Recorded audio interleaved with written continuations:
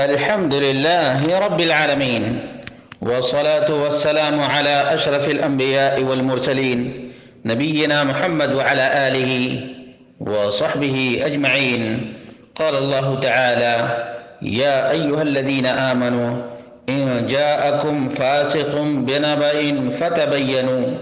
برادران اسلام، دینی اور ملی بھائیوں، دوستوں اور ساتھیوں، یوں تو بہت سے مسائل کے سلسلے میں روایتیں کریٹ کی گئی ہیں،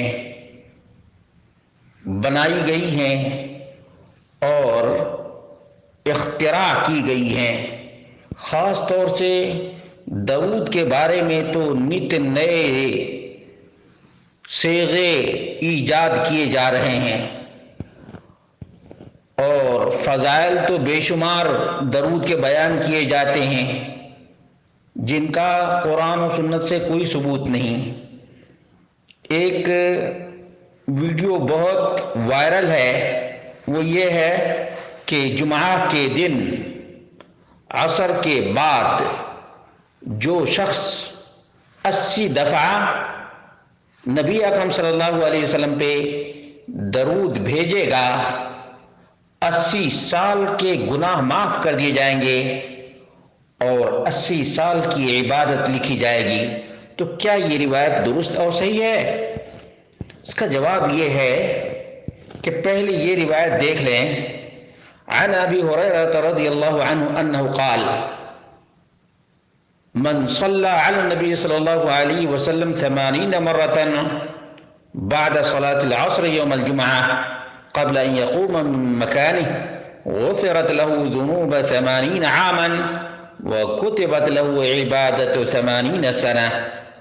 جو شخص نبی اکرم صلی اللہ علیہ وسلم پر جمعہ کی عصر کے بعد 80 دفعہ درود پڑھے گا، اپنی جگہ سے اٹھنے سے پہلے اس کے 80 سال کے گناہ معاف کر دیے جائیں گے اور اس کے لیے 80 سال کی عبادت لکھی جائے گی۔ حافظ ابن حجر الاسقلانی لسان المیزان جلد نمبر 2 صفحہ نمبر 178 پر کہتے ہیں: حدیث منکر، یہ منکر حدیث ہے، منکر روایت ہے۔ وقال علماء اللجنہ الدائمہ: هذا الحدیث لا اصل له، اس روایت کی کوئی اساس اور بنیاد ہی نہیں ہے، بے بنیاد اور بے سر و پا روایت ہے۔ فلا يجوز العمل به، اس روایت کے مطابق عمل کرنا درست نہیں۔ والصلاة علی النبی صلی اللہ علیہ وسلم مستحبۃ دائما، نبی اکرم صلی اللہ علیہ وسلم پہ درود بھیجنا ہمیشہ مستحب ہے۔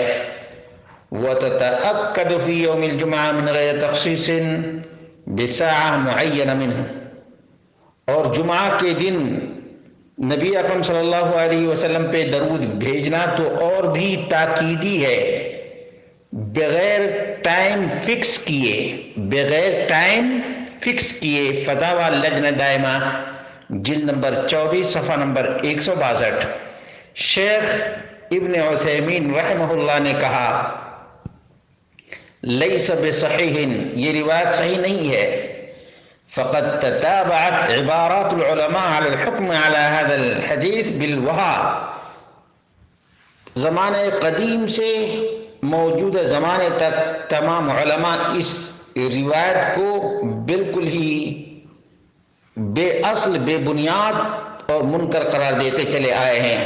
والضعف الشدید، اور شدید ترین ضعیف روایت کہتے چلے آ رہے ہیں۔ فمنهم من قال موضوع، بعض علماء نے اس روایت کو من گھڑت قرار دیا ہے۔ ومنهم من قال لا اصل له، بعض علماء نے کہا بے بنیاد، بے اصل ہے۔ ومنهم من قال منکر، بعض علماء نے اس روایت کو منکر قرار دیا ہے۔ وهو حری بذلك كله، اور یہ روایت تمام الفاظ کے لائق ہی ہے۔ فهو حدیث باطل لا يجوز التعویل علیہ، یہ روایت ہی باطل ہے، اس پر اعتماد کرنا درست نہیں ہے۔ ولا روایت الا مع بیان حالہ، اور اس روایت کو بیان کرنا بھی درست نہیں ہے۔ ہاں ایک صورت ہے کہ اس کی نکارت کو بیان کرنے کے لیے بیان کیا جا سکتا ہے۔ وَأَمَّا قَوْلُ الْحَافِظِ الْعِرَاقِي، اس طرح سے یہ ضعیف جدا لاشتمال سندہ علی ثلاثۃ من الرواة الضعفاء، اس روایت کے 3 راوی ضعیف ہیں، ان میں سے ایک ہے علی بن زید بن جدعان البصری، یہ کان یقلب الاحادیث، یہ حدیث ہی کو الٹ پلٹ کر دیا کرتا تھا۔ امام احمد نے اس کے بارے میں کہا لیس بشیء، اس کی کوئی ویلو ہی وقعت ہی نہیں ہے۔ امام ابو حاتم نے کہا لا یحتج بہ، اس کی روایت سے استدلال ہی نہیں کیا جا سکتا ہے۔ المغنی فی الضعفاء للذہبی جلد نمبر 2 صفحہ نمبر 447۔ دوسرا راوی حجاج بن سنان، قال عنہ الازدی متروک، حجاج بن سنان متروک راوی ہے۔ لسان المیزان لابن حجر جلد نمبر 2 صفحہ نمبر 563۔ اسی طرح سے تیسرا راوی ہے عون بن عمارہ القیسی، ابو زرعہ نے کہا کہ یہ منکر الحدیث ہے۔ حاکم نے کہا ادرکتہ ولم اکتب عنہ، میں نے اس کو دیکھا ہے، اس سے ملاقات ہوئی ہے، لیکن اس کی روایت میں نے نہیں لکھی ہے۔